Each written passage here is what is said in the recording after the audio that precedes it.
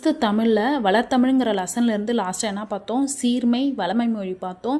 இப்போ பார்க்குறது பூவின் 7 நிலைகள். அப்போ ஃப்ளவர்ஸ்க்கு எத்தனை ஸ்டேஜ்னா 7 ஸ்டேஜ் இருக்குது. அது என்னென்னு பாருங்கள். ஆர்டர் நல்லா பார்த்துங்க. அரும்பு, மொட்டு, முகை, மலர், அலர், வி, செம்மல். மாங்கிற ஒரு எழுத்துக்கு எத்தனை பொருள் இருக்குன்னு பாருங்கள். மரம், விலங்கு, பெரிய, திருமகள், அழகு, அறிவு, அடைத்தல், துகள், மேன்மை, வயல், வண்டு. இப்போ பார்க்குறது என்னென்னா தாவர இலை பெயர்கள்.